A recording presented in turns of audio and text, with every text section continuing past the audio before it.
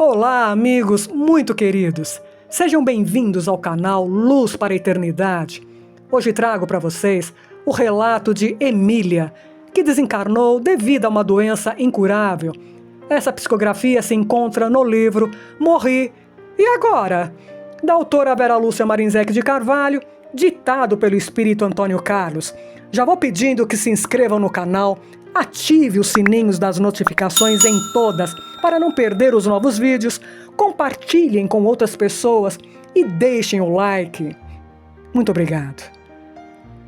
Luz para a Eternidade apresenta a eutanásia.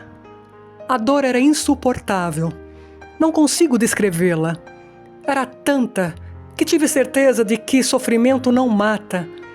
Minha doença era incurável, tinha câncer nos ossos e isso me fazia padecer. Havia me transformado.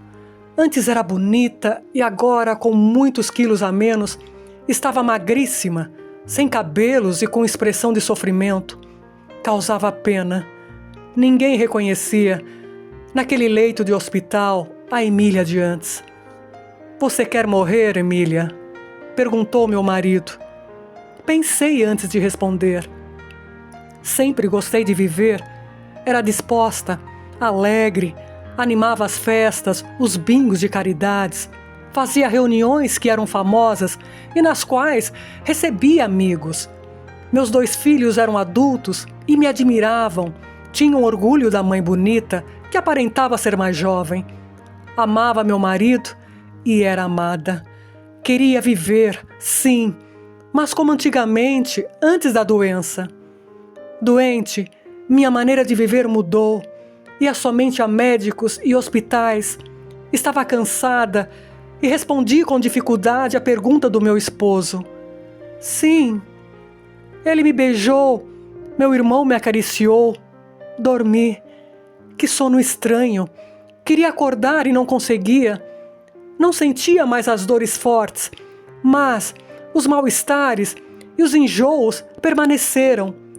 O que mais incomodava era não conseguir acordar daquele sono ruim.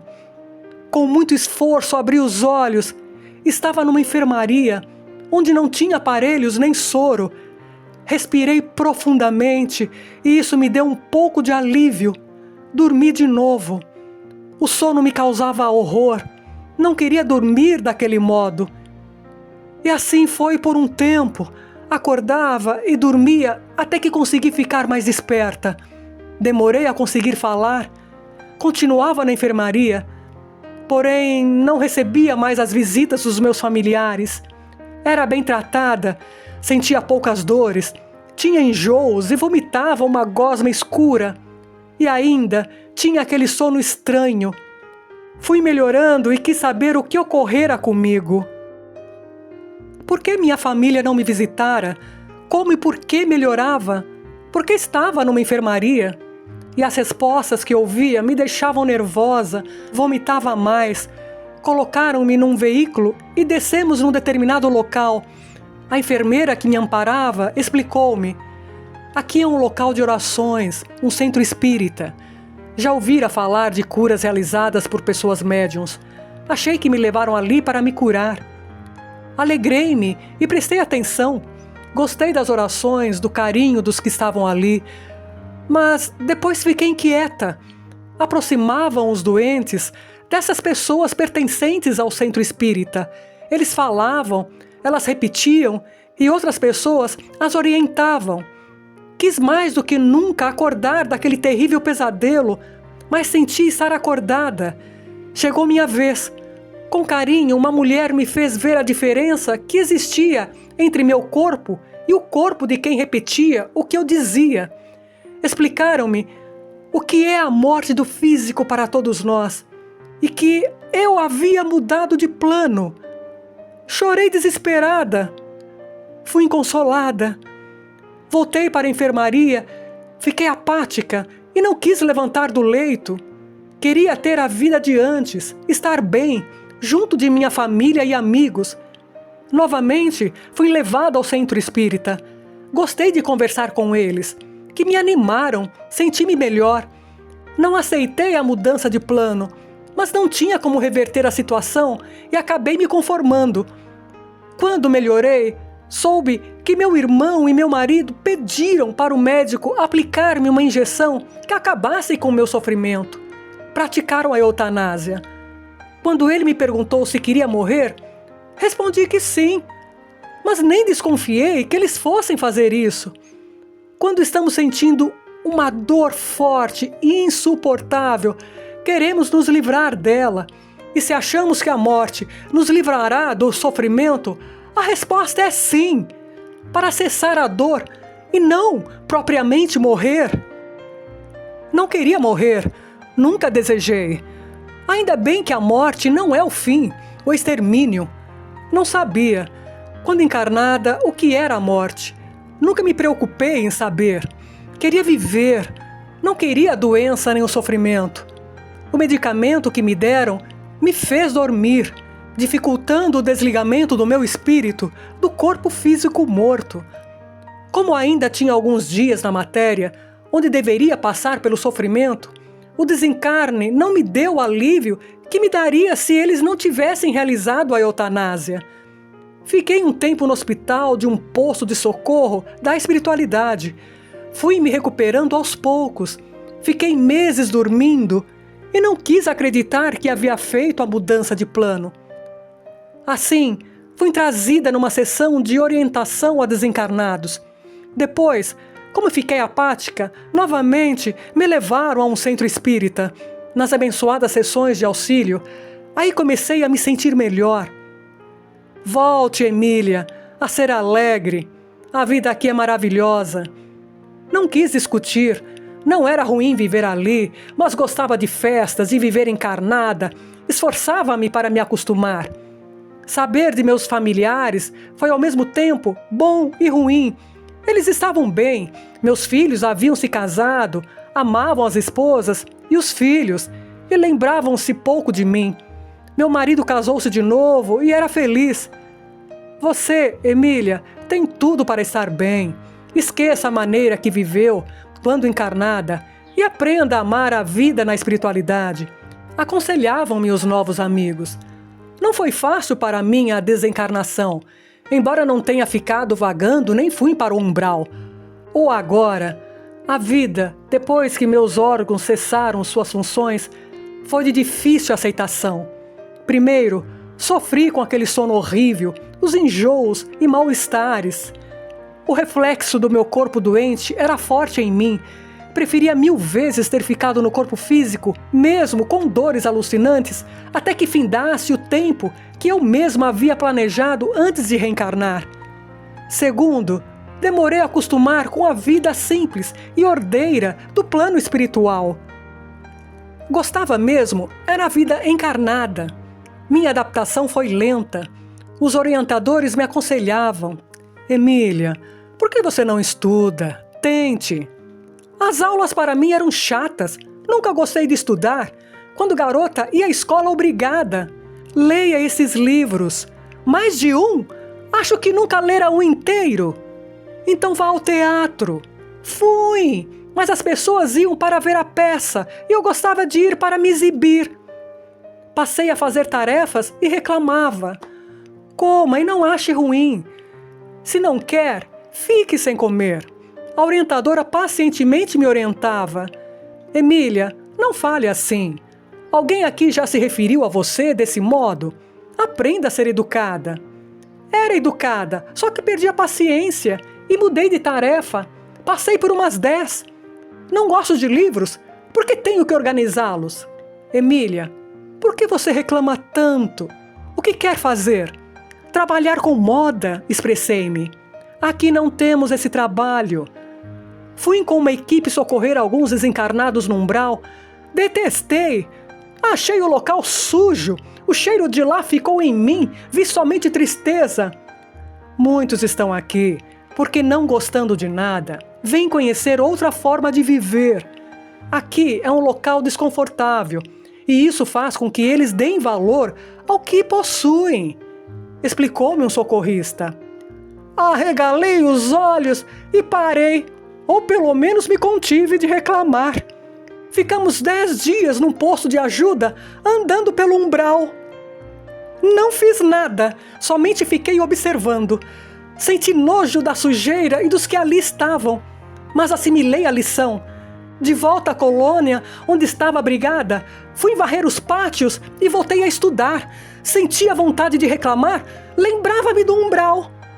Faz 5 anos que desencarnei, faço outras tarefas, estudei e achei algo que gosto de fazer: cuidar de crianças. Estudo, preparando-me para trabalhar no educandário com a garotada. Passo horas com outros orientadores e com as crianças, ensinamo-las a dançar, cantar e brincamos com elas nos pátios. Amo a meninada. Sei que meus familiares não tiveram a intenção de me matar, mas sim de me livrar do sofrimento. Mas não é certo, eles não agiram dentro das normas cristãs. Eu fui socorrida porque não fui má. Não agi errado com ninguém e pratiquei muitas caridades, algumas para aparecer, outras que ninguém ficou sabendo. Mereci ajuda também porque sofri muito com a doença. Leitor, dê valor à vida. É muito bom viver, tanto aí no plano físico, quanto aqui na espiritualidade, depois que nos acostumamos. Muito obrigada, Emília. Devemos amar a vida como única em seus estágios, encarnados e desencarnados. Aceitar o que nos é oferecido no momento, sermos gratos, tentarmos sempre ser útil e fazer o bem. Reclamar é um vício que nos leva ao pessimismo, fazendo-nos ver somente os atos negativos e esquecer dos positivos. Emília foi socorrida, mas continuou a sofrer. Esse sono inquieto é muito doloroso. Continuou abrigada porque não quis sair. Em momento algum quis voltar para seu antigo lar. Foi vaidosa, fútil, mas caridosa e realmente não fez nenhuma maldade. E a doença a fez sofrer muito. Demorou a se adaptar. Necessitou vir por 2 vezes à reunião de desobsessão em um centro espírita. E como essas reuniões de caridade auxiliam, Emília iria, com certeza, sem esses esclarecimentos, sofrer muito mais. Ficar mais tempo confusa. Nesses trabalhos de orientação, não somente são esclarecidos os encarnados que vagam e que estão no umbral, mas também os que estão nos hospitais do plano espiritual. Eles são convencidos de que mudaram de plano quando comparam seu corpo e conversam com os encarnados. Emília precisou conhecer o umbral para parar de reclamar. Nos postos de socorro e nas colônias, há muitos abrigados que não gostam do modo de viver que essas casas oferecem, ou de realizar tarefas, e reclamam. Necessitando se educar, às vezes são levados para conhecer outros locais, como o umbral. Entre os trabalhadores novatos, às vezes há discussões, discórdias e reclamações. Por isso, eles sempre se fazem acompanhar por um trabalhador experiente que interfere e os orienta. Eutanásia. Emília, como nos narrou, antes de reencarnar, havia planejado a doença e o tempo que ficaria enferma. Ela poderia ter amenizado o sofrimento se, quando encarnada, tivesse se dedicado mais ao trabalho do bem. Ao abreviar seu tempo, continuou sofrendo desencarnada. Nada na espiritualidade é regra geral. Aqui temos a história dela, mas não é certo a prática da eutanásia. Emília indagou: meu irmão e esposo erraram ao decidir pela eutanásia? Sim, erraram.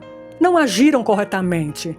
Não tiveram a intenção de matar, e a intenção pesa muito nos erros que são cometidos. Você continuou sofrendo. Não aliviaram seu padecimento. Se Emília tivesse a intenção realmente de se suicidar, iria com certeza sofrer mais. Ao responder sim, foi como ela disse, queria parar de sofrer. Existe a eutanásia praticada de muitas formas. Muitos pacientes nem sabem, nem opinam.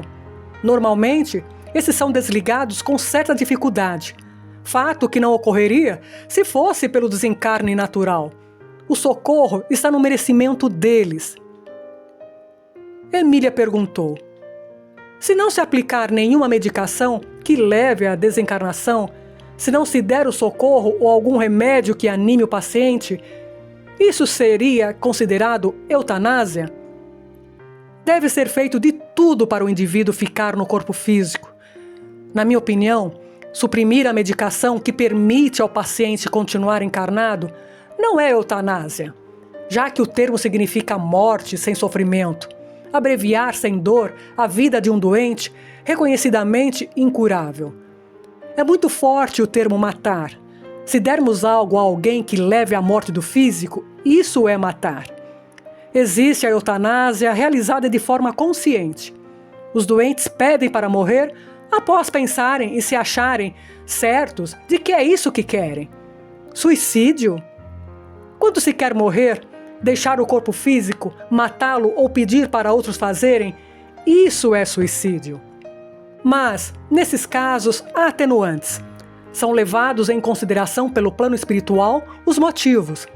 Se o indivíduo é religioso, não pensará nisso. Se crê na continuação da vida, abominará essa ideia. E se entende a lei justa e misericordiosa da reencarnação, compreenderá a razão do seu sofrimento e não vai querer abreviá-la, deserdando-se do estágio físico. Eutanásia não alivia o sofrimento de ninguém. Se o desencarnado não opinou, ele não é responsável. Se o fez, sua intenção é realmente analisada. Aqueles que cometerem ou cometem a eutanásia responderão por esses atos. A vida é bênção. E o sofrimento, quando estamos encarnados, é, às vezes, mais fácil de suportar do que quando estamos desencarnados.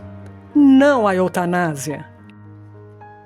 Quero agradecer a presença de vocês aqui no canal, nos incentivando, nos ajudando sempre a continuar. Peço que se inscrevam, ative os sininhos das notificações em todas para continuarem recebendo os vídeos. Deixem um like e compartilhem. Gratidão.